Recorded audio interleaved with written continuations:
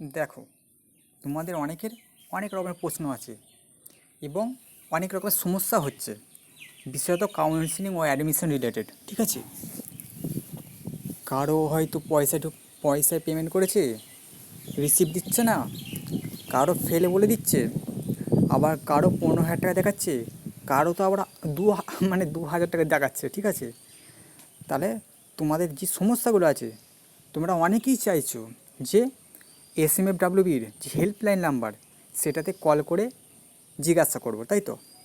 কিন্তু তোমাদের কল করলে কি প্রবলেম হবে সেটা আমি বলে দিচ্ছি। আর তোমরা কোন নাম্বারটায় কল করলে তোমরা পাবে, ঠিক আছে, ওনাদেরকে সরাসরি কথা বলতে পারবে, সেই নাম্বারটাও আমি দিয়ে দেবো। ঠিক আছে, তোমাদের শেষের দিকে, তাই ভিডিওটা শেষ পর্যন্ত দেখো। দেখো, তোমাদের যে হেল্পলাইন নাম্বার, ঠিক আছে, তোমরা SMFWBর এটা সার্চ করলে,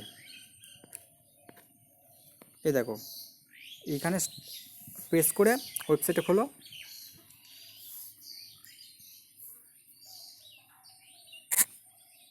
এটা নয়,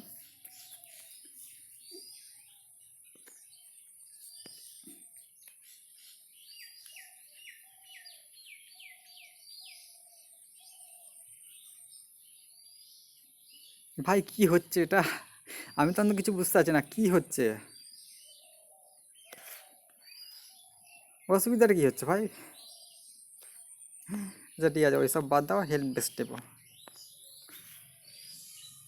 দেখো, তোমাদের এই নাম্বারটা দিয়েছে, ঠিক আছে, তোমরা এই নাম্বারটা কল করে মরে যাবে, কিন্তু ওরা ফোন তুলবে না। আমি তোমায় প্রথমেই বলে দিচ্ছি, এই নাম্বারটা কল করে মরে যাবে, ফোন তুলবে না, উপরন্ত সুইচ অফ করে দেবে বেশি ঝামেলা যখন করবে। ঠিক আছে, আবার যেটা ওদের অফিসিয়াল মানে হেল্পলাইন নাম্বার, যেটা হেল্প ডেস্কের, ঠিক আছে, সেটা তোমাদেরকে এবার দেখাচ্ছি। কি হলো রে বাবা, অসুবিধাটা কোথায় হচ্ছে? দেখো,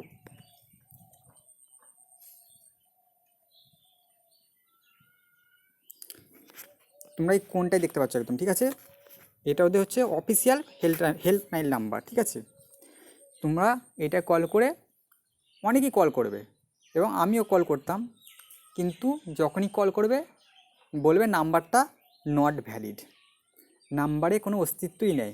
ঠিক আছে, তোমরা প্রয়োজনে ভিডিওটা একবার পজ করে দেখে নাও, কল করে কেউ যদি বলে, ঠিক আছে, তাহলে আমায় বলবে, আমায় মেসেজ করবে।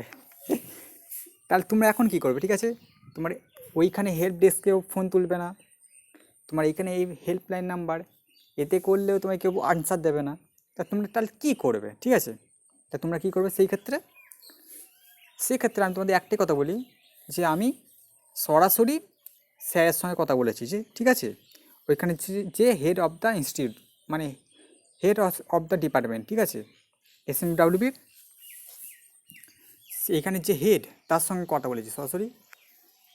তার নাম্বারটা কী এবং তোমরা কীভাবে কথা বলবে, ঠিক আছে, সেটা দেখাচ্ছি। এবার তোমরা দেখো,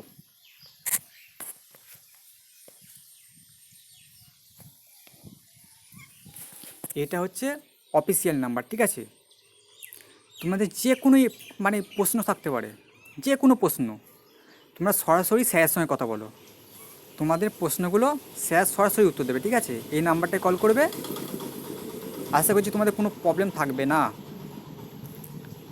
ঠিক আছে, এই নাম্বারে তোমরা কল করো, তোমরা অন্য কোনো নাম্বারে কল করলে ওরা আনসার দেবে না, এটা মাথায় ঢুকিয়ে নাও। আর একটা কথা, যেটা আমি জিজ্ঞাসা করেছি ওই জন্য ঝাড় নিয়েও খেয়েছি, সেটা হচ্ছে যে তোমার ডকুমেন্টস ভেরিফিকেশান কবে হবে। ঠিক আছে, দেখো, এক্ষেত্রে স্যার সরাসরি না বললো, ইনডাইরেক্টলি বললো যে সবাইকার কাউন্সিলিং হয়ে যাবে, তারপর ডকুমেন্টস ভেরিফিকেশান হবে।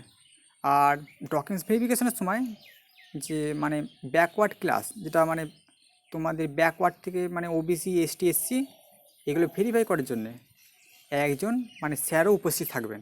ঠিক আছে, ব্যাকওয়ার্ড ক্লাস থেকে, সেহেতু তোমরা ধরেই রাখতে পারো যে তোমাদের যে ভেরিফিকেশানটা সেটা ইনস্টিটিউটে হবে না। ঠিক আছে, তোমরা যে কলেজে ভর্তি হবে সেইখান থেকে হবে না কিন্তু ডকুমেন্টস ভেরিফিকেশান। তোমার ডকুমেন্টস ভেরিফিকেশনটা SMFWB থেকেই হবে, এবং সেখানে তারা একটা নির্দিষ্ট দিন দেবে। আর সম্ভবত যখন একদম কাউন্সিলিংটা পুরো কমপ্লিট হয়ে যাবে তারপরই এই ডকুমেন্টস ভেরিফিকেশনটা হবে, ঠিক আছে? এবং তোমাদের যদি কোনো প্রশ্ন থাকে তোমরা আমার নাম্বারে সরাসরি কল করতে পারো, আমি আমার নাম্বারটা তোমার কমেন্টে দিয়ে দেবো। আর ভাই হ্যাঁ, অবশ্যই সাবস্ক্রাইব করো ভাই, ঠিক আছে?